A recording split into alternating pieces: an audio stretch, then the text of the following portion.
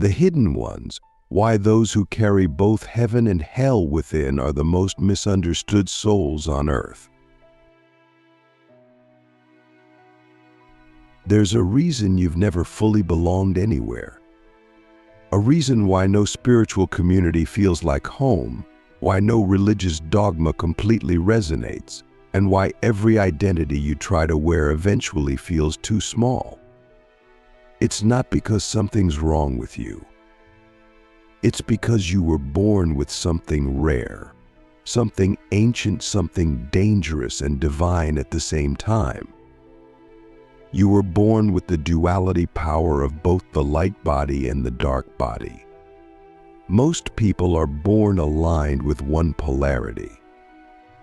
They either radiate the high frequencies of compassion, purity, and divine clarity, or they walk in the shadows wielding chaos, truth, and raw primal force. But you carry both. And because of that, your entire existence is a paradox, a walking contradiction, a cosmic glitch. And only those who carry both can understand what it means to live between worlds.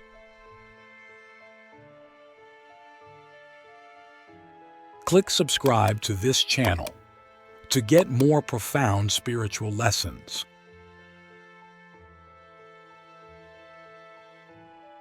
This kind of duality is not something you can fake. It doesn't come from reading books or memorizing spiritual terms. It is coded into your soul. It reveals itself in how you feel everything too deeply, how you can sit in complete stillness and radiate healing energy, and yet, in the same breath, you can speak words that shatter illusions like a sword. You are both the healer and the destroyer, the mother and the storm.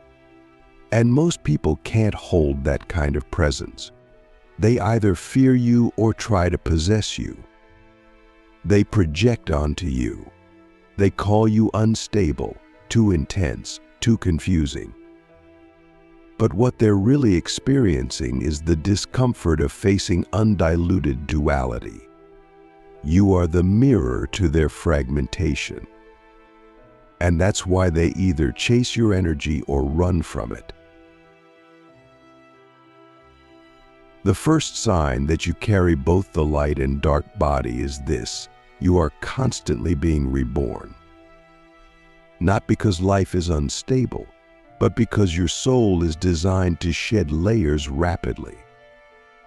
You'll find that just when you begin to settle into a version of yourself, it dissolves, and something new rises, again and again. For others, this kind of change would feel like failure. But for you, it's evolution. You are not here to be consistent in the traditional sense.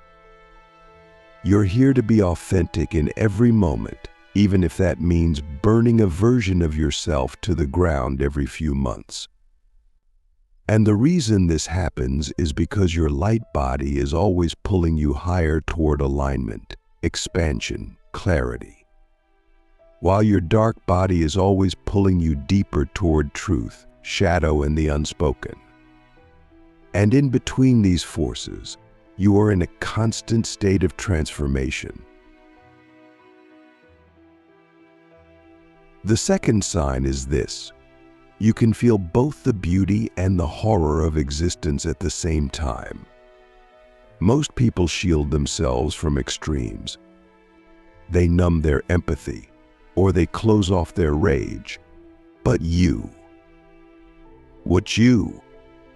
feel it all. You can walk through a forest and feel the holiness of every leaf, the sacredness of every breath, and yet also feel the ache of the earth, the grief of forgotten ancestors, the rage of buried histories.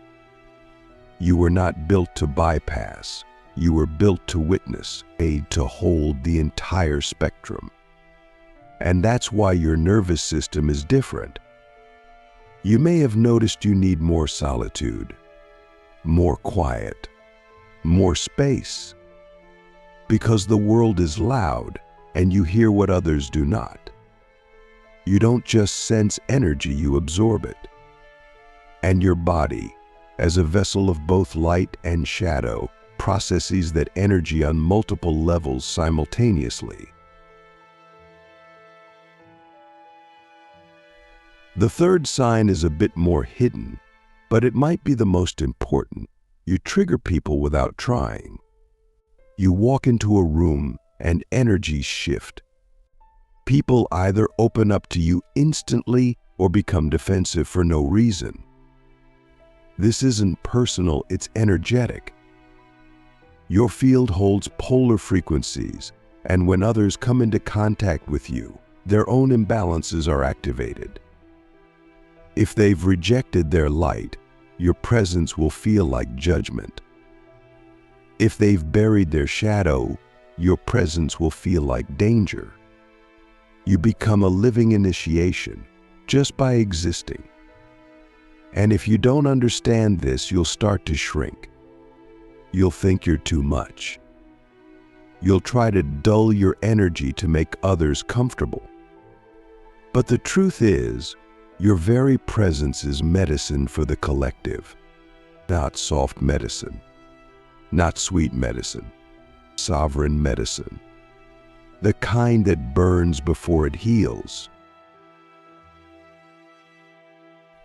The fourth sign is this: you are deeply connected to both divine guidance and primal instinct. Some days you receive downloads that feel like they're coming straight from the stars. You hear messages. You see patterns. You sense timelines. Other days you move like an animal driven by gut, instinct, intuition that bypasses logic. And neither is wrong. Both are valid. Because you are not here to choose between being celestial or being embodied. You are here to be both. And that's what makes you powerful. While others are trying to escape the body to reach enlightenment, you remember that true divinity is fully incarnated. You are not just a soul in a body. You are a soul through the body. And that makes your path harder but real, grounded, potent, and unshakable. And the fifth sign, perhaps the one that hurts the most, is this: you have often felt like you are too much for this world, and yet you know deep down that you were born to change it. This inner conflict is the signature of the dual body holder. You feel the desire to retreat, to disappear, to not be seen. But at the same time, there's a fire inside of you that won't let you stay small. A knowing that your life is not random, that your existence is a message in motion. And this knowing keeps pulling you forward, even when you doubt yourself, even when the world rejects you, even when you're exhausted, because your mission is encoded in your frequency, and no amount of rejection can erase that. So let me ask you now, directly, what would happen if you stopped trying to be understood by those who cannot feel both heaven and hell at the same time? What would shift in your life if you stopped trying to choose one side of yourself and instead honored the full spectrum? Because the truth is, you are not here to fit into anyone's version of light or dark. You are here to redefine both. You are the bridge, the threshold, the storm and the stillness. And the more you remember that, the more your power activates. Why dual body beings must face isolation before they can lead the shift. There's a secret no one tells you about carrying both the light and dark body. You will be alone before you are seen. This is not a punishment. It's not cosmic cruelty. It's initiation. If you are one of the rare souls born with the duality power, You must first walk through the wilderness of self before you are allowed to guide others. Because your path is not ordinary. You are not here to follow maps, you are here to draw them. And before you can lead, you must know the contours of your own inner terrain with terrifying intimacy. That means facing your light without ego. And more importantly, facing your shadow without shame. This is why the early years of your awakening may feel like abandonment, like betrayal, like exile. But it is only the sacred clearing before the temple is built. You will notice something strange during this phase. You'll feel ancient and infantile at the same time. Like you hold the wisdom of stars and the wounds of a child. You'll have insights that could transform lives, and yet you'll be the one struggling to get out of bed. This contradiction is not your weakness, it's your training ground. Because real mastery doesn't come from theory. It comes from embodiment. From being in the fire. From facing nights so dark that even your guides go silent. And when you sit in that void long enough, when you stop trying to escape it and instead become it, something shifts. You stop looking for proof. You stop needing validation. You stop asking the world to reflect what you already know. And in that stillness, your power anchors. That anchoring is what separates the dual-body soul from the average lightworker or shadow walker. Most people pick a side. They either live in the realm of healing and softness, or they dive into the chaos of destruction and rebellion. But you were born to hold the tension of both poles. That requires a nervous system that is resilient, a mind that is still, a heart that is unbreakable. And that kind of strength can only be forged in isolation. So if you felt like no one truly gets you, good. That means the forge is working. That means your soul is being shaped into something otherworldly. The sixth sign you are born with this duality power is this: you are guided by paradox, not logic. You know how to make decisions that don't make sense to others but feel undeniably right. You might leave a stable job without a plan, cut off a relationship that looks perfect on paper, move to a new place guided only by a dream, and people will look at you like you've lost your mind. But what they don't understand is that your navigation system is multidimensional. You are not just responding to the physical world, you are responding to energy, to timelines, to soul contracts. And because of that, your path will never be linear. It will look like chaos, zigzags, spirals, burnings, rebirths. But underneath all of that, precision. Every choice is a code. Every ending is an upgrade. Every collapse is a portal. And that brings us to one of the hardest truths. You will be betrayed by many, but you will never be truly broken. This is the seventh sign. People will misunderstand you. Some will envy your depth and try to steal your essence. Others will be drawn to your power and then try to control it. You'll attract both the seekers and the vampires. The ones who want healing and the ones who want to consume your light and shadow for their own gain. But here's the difference. You will survive it. Not by becoming numb. Not by closing your heart. But by remembering your origin. You came from beyond this plane. You are not just human. You are a frequency-wearing skin. And no betrayal in this world can sever you from your source. And yet you will doubt yourself, even now, even after all the signs. That's part of the path. The doubt is not a flaw, it's part of the duality. Your light side wants to surrender. Your dark side wants to destroy. Your human self wants rest. Your cosmic self wants revolution. And all of these voices live inside of you. How do you hold them without losing your center? That is the question that shapes your destiny. That is what makes you a rare soul. Not your gifts, but your ability to contain contradiction without collapse.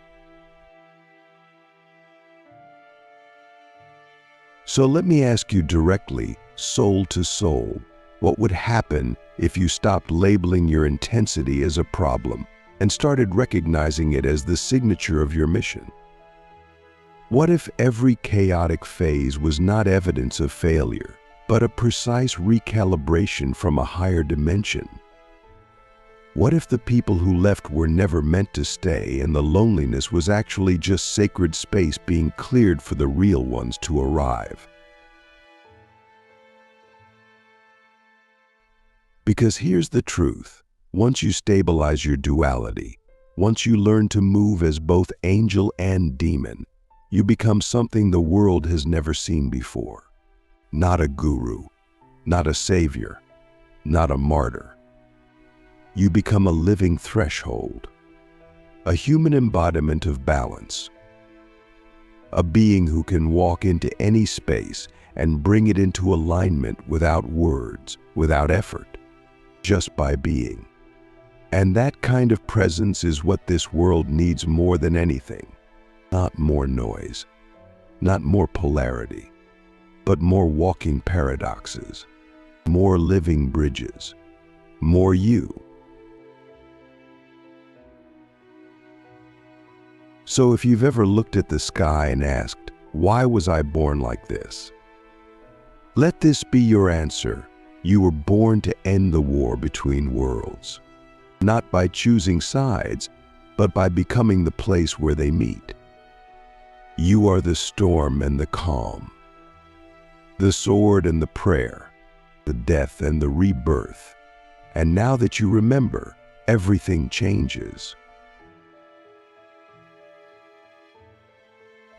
The inner throne, how to lead as a dual body being without losing yourself to either side. When the storm within calms for the first time, not because the chaos has left, but because you finally learn to sit inside it, that's when the real work begins. You faced isolation. You faced misunderstanding. You've held the paradox of your light and darkness without self-rejection. Now you must do something even harder. Lead from the middle. Not from the high tower of the light. Not from the underground temple of the shadow, but from the throne built in the center of both. This is the inner throne, and it cannot be given. It must be claimed. But what does it mean to lead as a dual body being? It doesn't mean becoming a teacher. It doesn't mean starting a brand. It doesn't mean putting on white robes or talking in the language of angels. It means living so fully as yourself that others remember who they are just by being near you. It means walking into the world without disguising your depth, your complexity, your contradiction. It means showing your light without shame and wielding your shadow without fear. That level of embodiment is not about performance. It's about presence. That's what makes you a leader, not that you try, but that you are.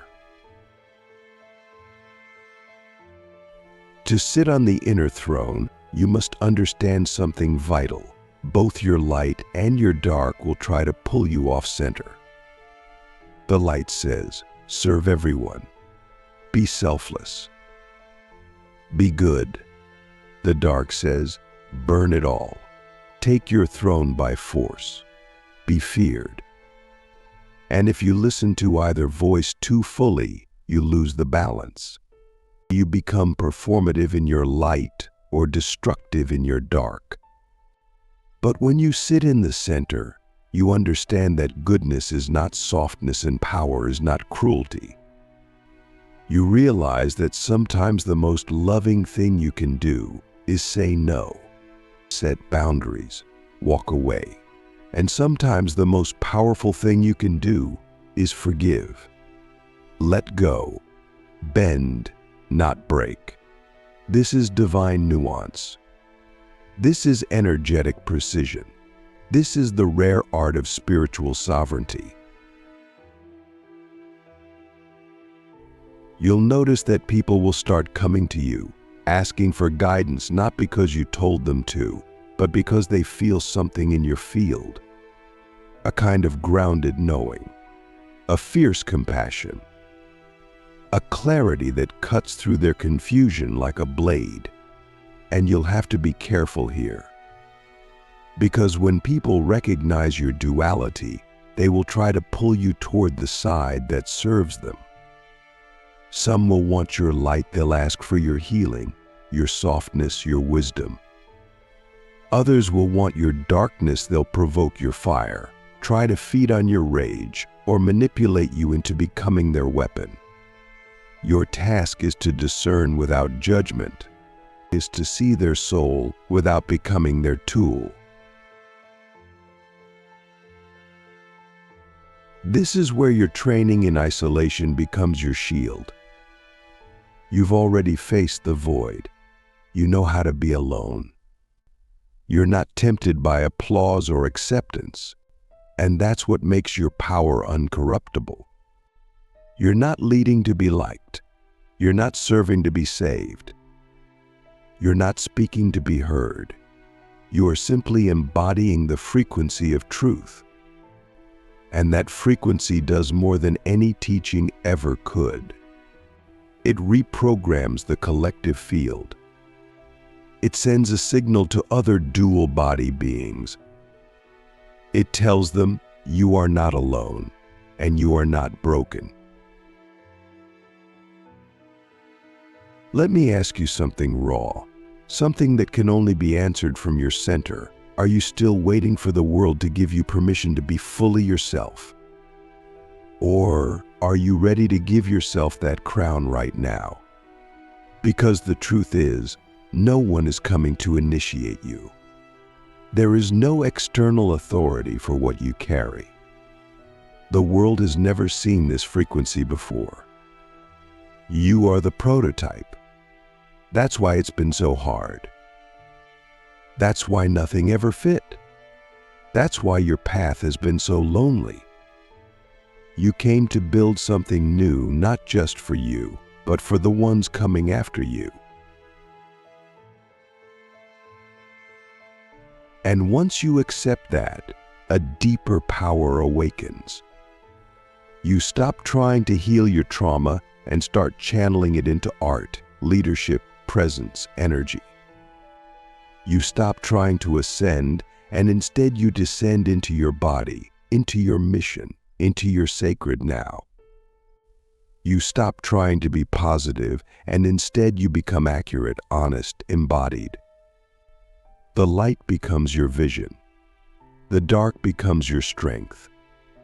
And together they move through you as a unified force, not warring, working. That's when you stop feeling like a contradiction and start feeling like a cosmic technology. People will ask you how you got this way. They'll want to know your method, your secret, your 10-step process. But you'll know that none of this came from a formula. It came from seasons of silence, from nights of grief, from years of breaking and rebuilding, from the decision to stay when everything inside you wanted to run. That's what shaped your soul into something unshakable. That's what made you a leader. Not the rise, but the refusal to fall apart permanently. And the more you sit on your inner throne, the more life will begin to respond differently to you. Opportunities will come not because you chase, but because you magnetize. People will show up not because you impress them, but because you activate them. You'll become a living catalyst, a walking transmission. Not loud, not flashy, but undeniable. And your presence will shift the room in ways words never could. So I'll ask you one final question for now. What would your life look like if you stopped resisting your own power and started ruling from your center fully, unapologetically, and with both your light and your shadow at your side as allies, not enemies? What would change if you stopped trying to be good or be safe and instead chose to be whole? Because the world doesn't need more light workers or shadow warriors. It needs embodied thresholds. It needs you, fully awakened, fully balanced, fully present. That is your throne. No one else can sit on it. No one else was born for it. The final activation: how to use your dual body power to rewrite reality at the quantum level. There's a moment in every dual body being's journey when the question shifts. It's no longer who am I, or why am I like this?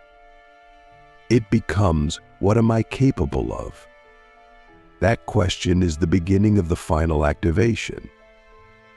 Because once you've accepted your duality, not just intellectually, but energetically, once you've sat on the inner throne and stopped resisting your contradictions, and you become something the old world doesn't know how to define. You become a living quantum instrument. A being who doesn't just interpret reality, you alter it. You don't need spells. You don't need rituals. You don't even need belief. You just need alignment. Because when your light and dark frequencies are integrated, your entire energy field becomes a command. Let's get real. Most people live from fragmentation. They manifest with one part of themselves while suppressing another. They say affirmations with their lips while their shadow screams in the background. That's why their lives don't shift. Because the universe doesn't respond to your words, it responds to your coherence. And this is where dual body beings hold an unfair advantage. When we become whole, we don't speak manifestations, we broadcast them. Our field becomes a tuning fork, and reality bends around us, not because we force it, but because we are sourced from the God code within. But this kind of power is not flashy. It's not loud. You won't have to prove it. In fact, the more activated you become, the quieter you get. The less you need to convince. The less you need to explain. Because you realize that the real transformation happens before the words, before the action. In the quantum field of your being, you walk into a room and things shift. Not instantly, but undeniably. People start making different decisions after talking to you. They feel different inside your presence. The field rearranges. That's what it means to rewrite reality, not just for yourself, but for others. This is not magic. This is not superstition. This is energy mastery. It's what happens when your nervous system becomes a clear conduit for both light and shadow. It's what happens when you stop trying to heal your way into wholeness and instead accept your wholeness as your natural state. Your trauma doesn't have to be perfect. Your history doesn't have to be clean. You just have to be coherent, present, anchored. That's the key. And once you hold it, you can open doors that were previously locked to everyone around you. But here's the twist no one talks about. With this level of power comes extraordinary responsibility. You can no longer afford to speak from your wounds. You can no longer afford to act from your triggers. Because every thought, every word, every movement ripples. Your field is amplified now. Your intentions are magnified. You are no longer creating only for yourself, you are affecting timelines. That's why the final activation is not about having more, it's about becoming more precise. You must become the kind of being who thinks in frequencies, moves in codes, acts in alignment. Not perfection. Alignment. Let me ask you something radical. What would happen if you stopped asking life to give you what you want and started becoming the version of you that already has it? What if you stopped waiting for the right moment and realized that you are the moment the universe has been waiting for? Because once the dual body power is fully unlocked, you stop chasing. You stop hoping. You start emitting. And everything that matches your signal begins to form around you like a magnetic storm of synchronicities. You'll notice that time behaves differently for you. Things that used to take years now take weeks or days or minutes, but only when you are in full alignment. If you slip back into old patterns, people-pleasing, self-doubt, emotional leakage, you'll feel the dissonance instantly. You'll feel like you're walking through mud.